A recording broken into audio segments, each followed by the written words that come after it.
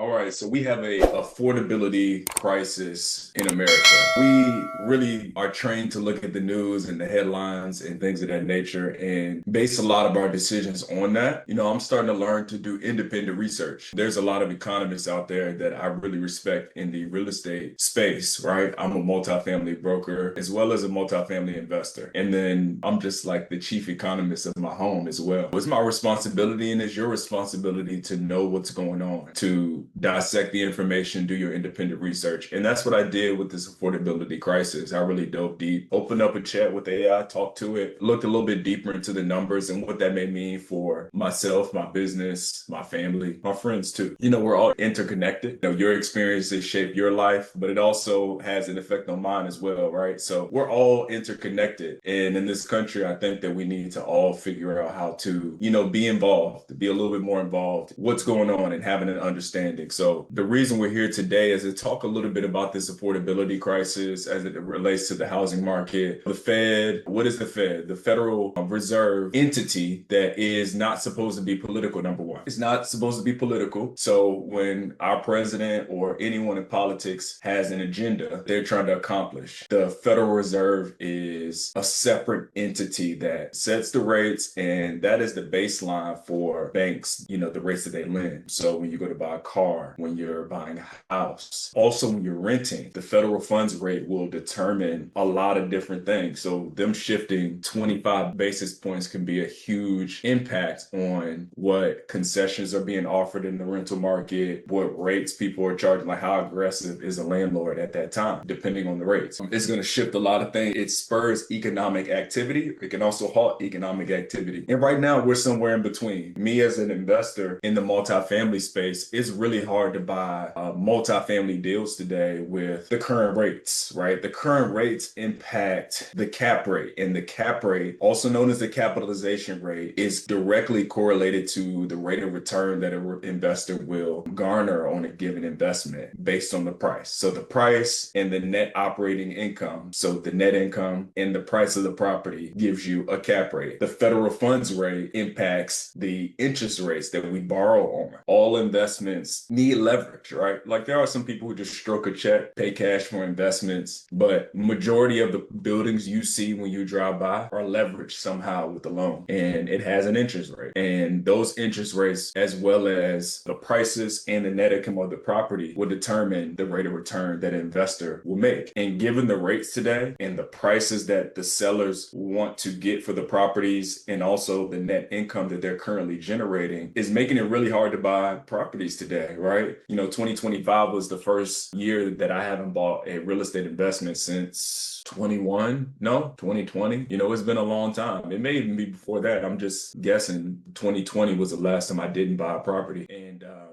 so 5 years, 6 years since we haven't had any purchasing activity, and it's directly correlated to that. Some other things that I'm seeing is it's a little bit harder to go to on renewal. So like when we're going in asking our renters to pay a higher price for the same unit that they're in, right? Because obviously expenses are higher, right? Expenses increase over time. Just one of the facts of the facts of the world, right? Things get more expensive over time. I was reading a just quick sidebar. I like to read older books, and J. Paul Getty taught me this: is you really want to, you don't have to be a historian or anything of that nature, but you should read older books because it tells you a little bit more about how the state of living and the quality of life and the issues that people dealt with in past generations. And you see that it ain't too different than today, right? They battled inflation. They battled high interest rates in the 60s, and he started business like the early 1900s before the Depression, all the way through the 60s and 70s. And some of the same stuff that we talk about today, he had issues with then, the early 1900s, all the way through the 60s. I say all that to say, when you're trying to raise rates with residents, they're pushing back a little bit. There's other options out there, sometimes better options. So you really got to be careful in 2026 about raising your rates on your renters, because they can move out. They move out, your net operating income or your net income is decreased, is depressed, which means your value is less. In addition to interest rates being higher, which is impacting your cap rate. So values are out of whack right now. So to transact on an asset today, multifamily asset, is really difficult for renters and homeowners. You think about, I was talking to a friend recently that lives in Springdale, Arkansas. If you look on the news, like Northwest Arkansas is the epicenter, employment, progress, all the different things that we love to see in a booming market and a growing economy. And he's saying, my wife works at Tyson Foods, which is one of the staples of that community. Tyson, Walmart, they are huge job centers in that market. And he was telling me, hey, look, they'll lay off 200 people at a time at Tyson Foods. She makes 50 grand, but that job can be gone. I can't take too many chances with, moving around and taking risks with my employment and my income, because my wife's job can be gone, vanished overnight. Interest rates and all these different things you see on the news, they do impact you. Like when you're going out there and, voting is on March 3rd for, senator, not governors, U.S. senator, the U.S. House of Representatives, and a bunch of other seats. And I do believe that like some of those seats need to move. There are some lifetime politicians that need to move around. We need some new blood in there. We need some people who can start to just be another voice in the room, like just be a different voice. If there's 100 people in the room and they all agree with each other, something is wrong. Like you probably need a couple voices in that room that can give a different opinion. And, there's some career politicians that their only asset today is, hey, look, I've been here for 20 years. I'm on this board. I'm on that board. I know everybody. Yeah. I mean, if you can make change because you're on all these different committees and all these different boards and you've been there for 20 years and you can actually get things done that you're saying that you want to get done, the 5 points, that you're going to accomplish over the next 4 years. And yeah, maybe you can get votes. But at the end of the day, like something has to break the cycle, right? Some of these politicians that have been there for a long time and, their 5 points are education, taxes. I mean, just like the normal stuff. Like that's great. But at the same time, there may be somebody who's less experienced, but wants to bring progress to farmers or progress to lower income communities or minorities, or, there's some rural communities in, I'm in Arkansas. There's a bunch of rural communities. It's majority rural. Like it's a bunch of small counties make up Arkansas and they matter, right? Like you have to put things in place so they can prosper as well. You may need somebody new in office to make those different changes, right? Like it can't always be the same people and the same voice all the time with the same agendas. So that's why when, you go vote, all these things matter, right? All these small decisions that don't seem like a big deal, that matter. You have to be involved because at the end of the day, you have situations like interest rates and, all these different things that they impact your life in a big way, right? Like you really need to be educated to understand it, how it impacts you, how it can impact your family, your business, the business of your family, however you want to look at it. But these small decisions about who's going to be who's going to be in the U.S. House of Representatives for your district, things of that nature, that matters too. Let's go through a few things that I thought were really interesting about affordability. Kind of went off on a tangent there, but I thought it was important. A lot of times when you're looking at the news, they're talking about Phoenix, Dallas, California market, Sunbelt. But, the majority of America doesn't live in those areas. You are starting to see a lot of compression. Austin, Texas, you're seeing a lot of compression because of oversupply. So you'll see a lot of concessions in those bigger markets, meaning that owners are going to pay you to be to come into those properties, right? They'll give you a month free. They'll give you different things that you may not get in a smaller market. But at the same time, if you know all this information, you can use it to your advantage. National rent growth in 2026, I think the outlet, and I forget what article I found this on, but national rent growth of 2%. So $1,000 rent, $200 rent bump.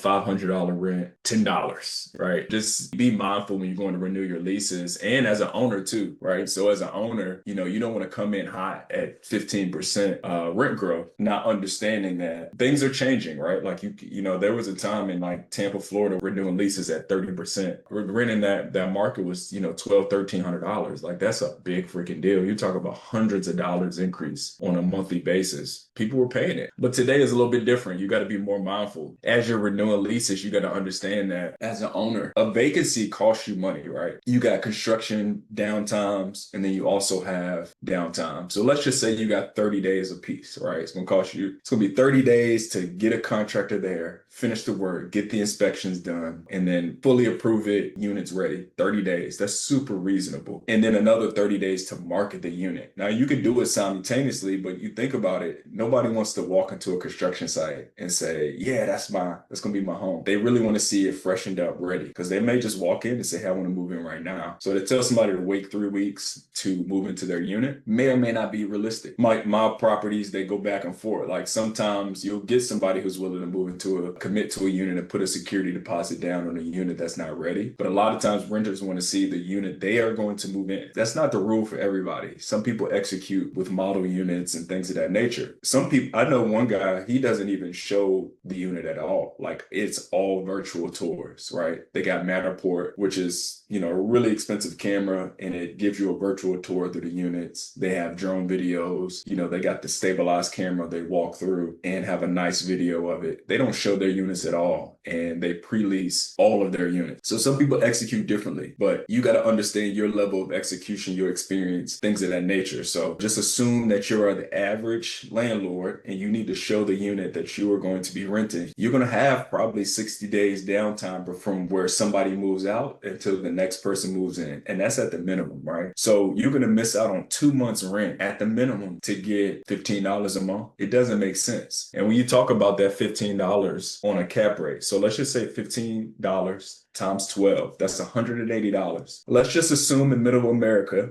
interest rates today, if you go to a community bank, it's going to be about 7.5%. So let's just say 7%, 180 divided by 7%. That is $2,571 of value added to your property for that $15 rent bump. You can easily lose that value in just vacancy. And it can be a level, increase. Or maybe after you factor in vacancy, you may only make $2,000 of value. It doesn't make any sense for you to really force that $15. It doesn't make any sense. That $2,500 in value, you think about headache, vacancy time, and then you're not even talking about what it costs you to get the unit ready. That could be flat. It could be no value added at all. If you had to go and do touch-up paint and just repairs and maintenance to get the unit ready. Obviously, if you do new floors, new paint, you're remodeling the unit. Hopefully you get more than $15. But if it's just, hey, look, I've already remodeled this unit. The market is the market. I'm going to try to get a small rent bump. You just really have to pick your spots as a landlord. You can't go in and just blow your increases through the ceiling, because you can see based on that data that I just shared with you of 2% national average increase. It doesn't make sense for you to try to force value too aggressively today, right? Just be really smart about picking your spots. So I think I nailed that home. Vacancy rate, 8.5% is the 2026 forecast. When you think about vacancy, and that's really what we just talked about, you have physical vacancy and you have economic vacancy. Physical vacancy is nobody's in the unit. Economic vacancy is someone's there, but they're not paying. It's really, really important for investors to understand that. Like, you're going to have people who are there and they can't pay. Like, I talked to a guy, I toured a 56 unit in Northeast Arkansas. It's going to be a listing of ours. They had 4 units vacant, which is great. 4 units vacant, that's 90+% occupancy. But he also said, I asked him, hey, is everybody paying? He said, no, we won't collect everything by the end of the month. He said, we'll roll over about $2,500. What people don't understand is that's vacancy, right? Some of that's going to be bad debt. Bad debt meaning it's going to be written off. They're going to be evicted. They're never going to pay. They're going to leave, whatever. So maybe 1% of that's going to be bad debt. So if it's, 4% vacancy physical, just add 1% for bad debt. So now you're at 5%. Then you're talking about just late payments, right? For a given month, that is vacancy, right? If they pay the next month, great.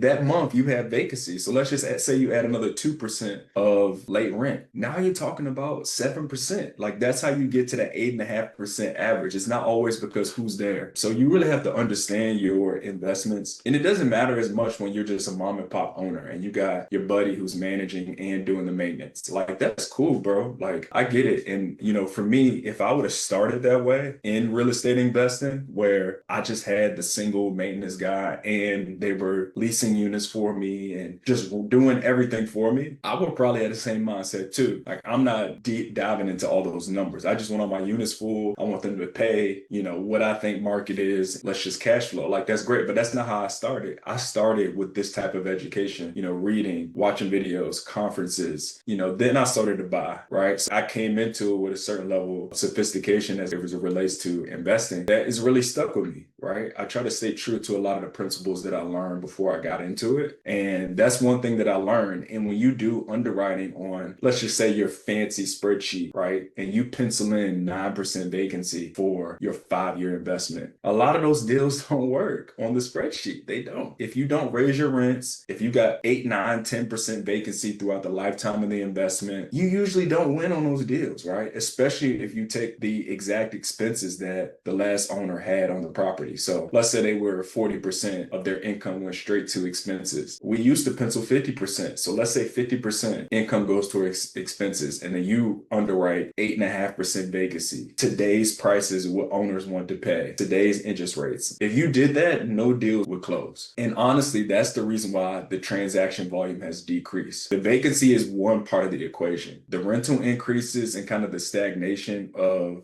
upside of rents is a part of the equation. Interest rates are a part of the equation. All of these things in combination is a lot of the reason why transactions aren't flowing the way that they have been. But that's not to say deals won't happen. That's not to say deals won't pencil. But that's just a little bit of insight. It's like when you go into underwriting, you truly sharpen your pencil. Like a lot of these deals don't work. Now you may have a lot of economies of scale in the market to where you understand different pockets and different sub-markets that you can really capitalize on and add to your portfolio. I see a lot of those strategic investments happening today where, hey, it doesn't really make sense on the spreadsheet, but it makes sense for my portfolio. And I mean, that's great, man. I love that. I love people taking, calculated risks on a deal. I saw 10 duplexes in Tulsa close for $120,000 per duplex. That's really, really good in Tulsa. The average rent there is booming. There's jobs. I mean, there were laundry hookups, central heat and air. Good deals are still happening. But as you grow and, you start to see larger investments, larger properties, those are really hard to pencil because you got to make it make sense to an investor who's going to be passive. And the only thing that matters is the opportunity that you're putting in front of me, not economies of scale and all those different things that an operator may care about. Straight up what's on the spreadsheet is what matters to me. Just like they're evaluating a stock or anything like that, or a mutual fund. They only care about that spreadsheet, and really it's hard to make those larger deals pencil. But I'm seeing a lot of smaller investors take some bets, make some strategic investments, and it's working out for them. Like, to really wrap it up, we invest in Arkansas, Oklahoma. We will branch out at some point, but Middle America is where we want to be. We feel like the heartland, if you want to call it that. Middle America, just every day. If you just walk into when I drive around Arkansas and I travel through these towns as a broker, helping other owners create wealth through multifamily investing and helping them buy and sell and things of that nature. A lot of these towns are very similar. And you'll go to North Little Rock and it's crazy. It's different. You're on the Riverwalk. It's a different environment, a different feel. You'll go to Bentonville. You go to the square in Bentonville and it's a whole new world. It's like a movie, dude. And then you go to the other end of the square. You just get on the outside of the square and you see all the development Walmart's done. Just like a new place. Insane. But the majority of Arkansas is one and the same, right? Middle America, I really see it in that way.